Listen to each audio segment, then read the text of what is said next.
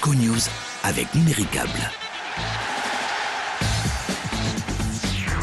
Numéricable, montez en puissance.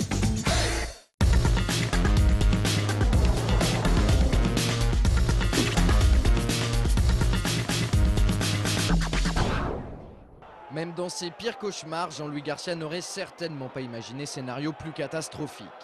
Vendredi dernier, Angers reçoit Ajaccio au stade Jean-Bouin seulement 4 jours après s'être incliné sur la pelouse de Strasbourg lors du match au sommet de la 28e journée de Ligue 2.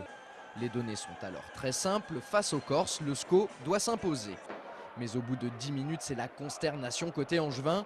Pour sa première titularisation cette saison en championnat, Teddy Angoli commet l'irréparable en fauchant Cheikh Diabaté en tant que dernier défenseur.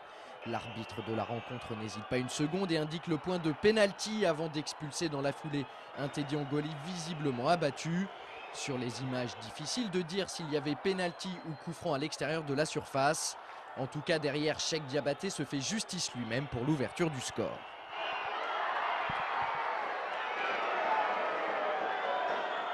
L'événement de la 10e minute vient plomber notre rencontre, c'est évident. Je pense qu'il peut siffler coup franc comme penalty et après carton rouge et sévère aussi. Déjà une sanction ça va, et là mais la double, ça va plomber le match. Une rencontre qui prend une nouvelle tournure en début de seconde période. NDI, coupable d'une main volontaire aux abords de sa surface de réparation, reçoit logiquement un deuxième carton jaune. Le défenseur corse ne bronche pas. Il reste 40 minutes et les deux formations vont de nouveau évoluer à égalité numérique. On pouvait penser que l'expulsion d'Ndiaye allait rééquilibrer des bas. Bon, rééquilibrer dans l'idée au score. Les Angevins vont alors tout tenter, mais malgré cette exclusion, ils ne parviendront pas à recoller au tableau d'affichage. Après cette tentative de Maxime Josse, c'est Olivier Auriac qui ne réussit pas à trouver le cadre sur cet excellent service de Jean-François Rivière. Et puis en toute fin de match, à la 92e minute, Serge Déblé est à la retombée de cette superbe ouverture de Malik Couturier. Malheureusement, sa frappe est repoussée par le portier ajaccien qui permet à son équipe d'empocher 3 points importantissimes dans la lutte pour le maintien.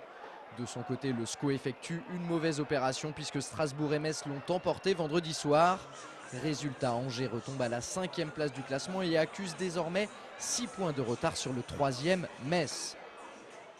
Malgré une prestation quand même de qualité de mon équipe, il nous a manqué un petit peu de talent et de qualité dans le dernier geste. On a eu vraiment de très très belles occasions. Franchement, dans la consistance, dans le cœur qu'ont mis mes joueurs ce soir face à des événements contraires, complètement défavorables, j'ai beaucoup aimé leur attitude et l'envie de ne rien lâcher jusqu'à l'ultime seconde.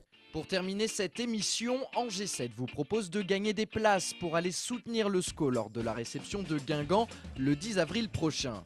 Pour cela, répondez à cette question. 2 joueurs d'Angers et de Guingamp portent le même nom de famille. Qui sont-ils ?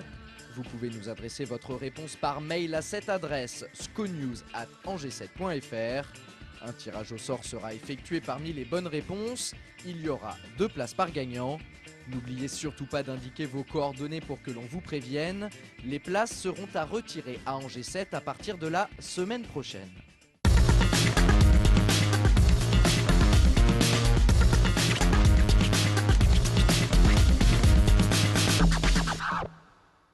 SCO News avec Numéricable. Numéricable, montez en puissance.